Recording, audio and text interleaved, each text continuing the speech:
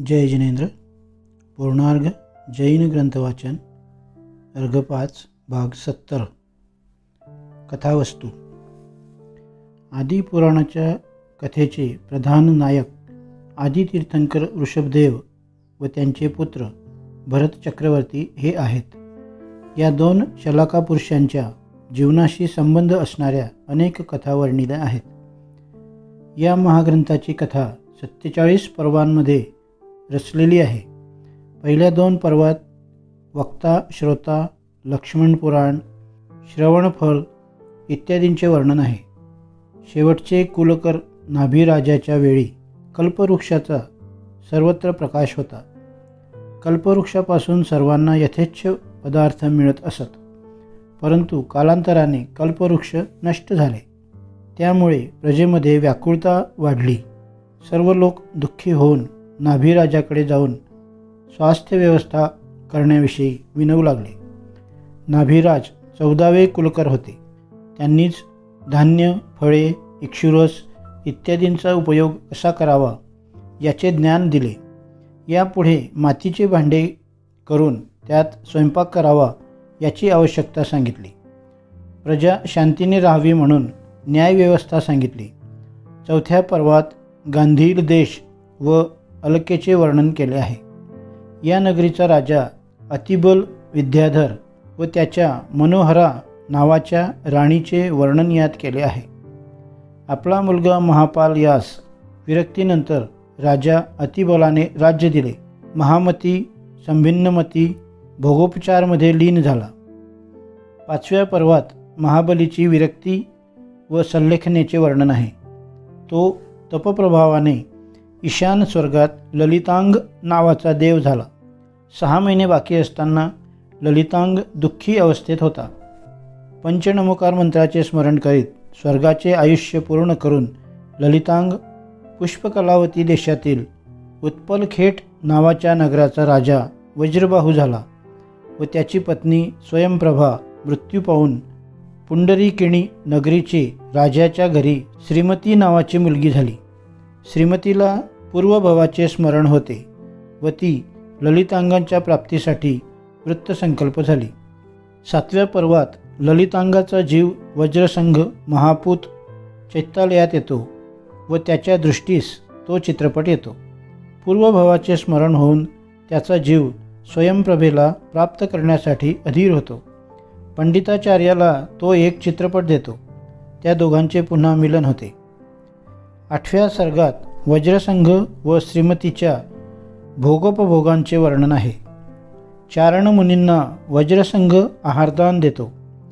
ते मुनी त्याला पूर्वभव सांगतात. मुनींनी त्यास आडवे तीर्थंकर होण्यासंबंधी व श्रीमतीला दानतीर्थ सुरू करणारे श्रेयांस होण्यासंबंधी भविष्यवाणी करतात. 9व्या सर्गात प्रारंभाला भोग उपभोगांचे वर्णन आहे. पुढे संयोगवश सुगंधयुक्त खोलीत कोंडून राहिल्यामुळे दोघेही मृत्यू पावले. पण सत्पात्रदानाच्या प्रभावाने ते उत्तर कुरूमध्ये आर्या झाले. प्रीतिकर मुनिश्रेष्ठाचे सान्निध्याने ते देव झाले. 10व्या सर्गात प्रीतिंकराच्या केवल ज्ञानाचे वर्णन आहे. 11व्या सर्गात वज्रनाभीचे वर्णन आहे. 12व्या सर्गात अहमिंद्रचा जीवच ऋषभदेव म्हणून नाभिराज व मरुदेवीच्या घरी जन्माला आला. याच पर्वात मरुदेवीच्या गर्भावस्था व देवीच्या द्वारे केलेल्या सेवेच्या दृष्टीचे वर्णन केले आहे. 13व्या सर्गात आदी भगवंतांच्या जन्माभिषेकाचे वर्णन केले आहे. 14व्या सर्गात इंद्राणीद्वारे मातेस बालक सोपविणे व त्याचे वृषभदेव नाव ठेवण्याचे वर्णन केले आहे. 15व्या सर्गात वृषभदेवांच्या शारीरिक सौंदर्याचे वर्णन केले आहे. 16व्या सर्गात भरत चक्रवर्तीच्या व बाहुबलीच्या जन्माचे वर्णन केले आहे. 17व्या सर्गात वृषभदेवांच्या विरक्तीचे वर्णन केले आहे. नीलांजना नर्तकी नृत्य करीत असताना एकदम अदृश्य झाली हे पाहून भगवान विरक्त झाले. भरतास राज्याभिषेक करून सर्वांना योग्य ते प्रमाणे ते राज्य देतात. 18व्या सर्गात वृषभदेवांच्या तपाचे वर्णन आहे. 19व्या पर्वात धरणेंद्राने नमी विनमिला विजयार्थ पर्वताच्या नगरीचा परिचय करून दिला. 20व्यात तपश्चर्येनंतर श्रेयांसच्या घरी घेतलेल्या आहाराचे वर्णन केले आहे.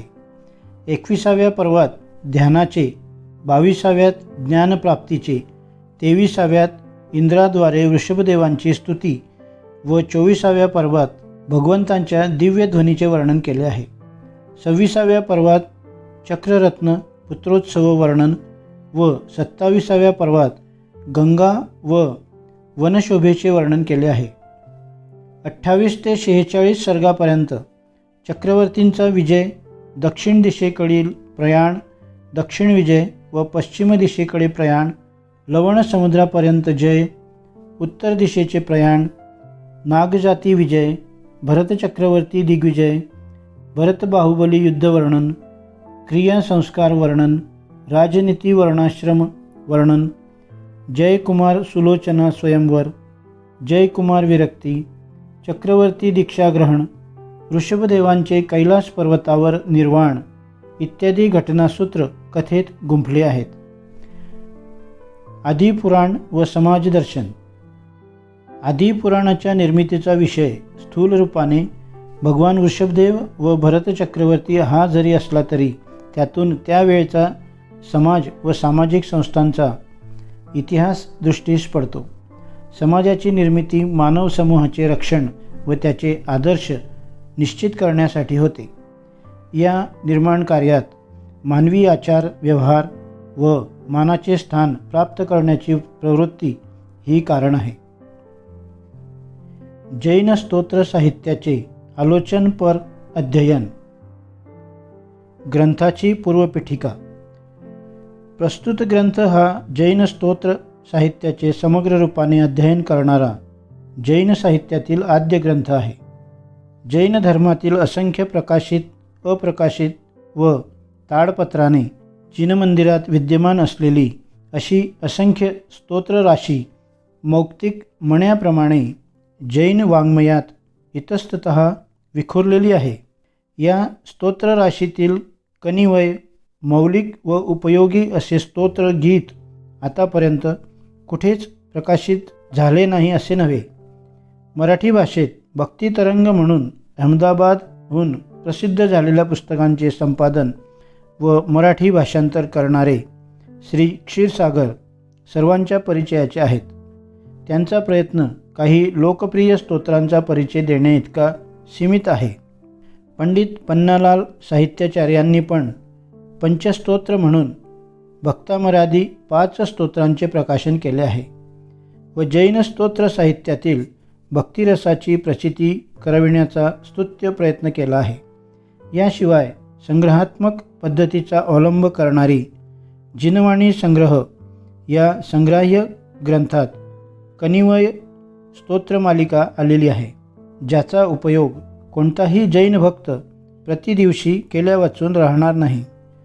जैन स्तोत्राचा उल्लेख कमी जास्त प्रमाणात पंडित बलदेव शास्त्री यांच्या संस्कृत साहित्य का इतिहास, डॉक्टर विंटर नीज यांच्या history of Indian literature volume 2, doctor Keith यांच्या history of Sanskrit literature, doctor Dasgupta व डे यांच्या history of Sanskrit literature, doctor Charlotte Krause यांच्या एन्शियंट जैन हिम्स या पुस्तकात स्थूलमानाने आलेला आहे.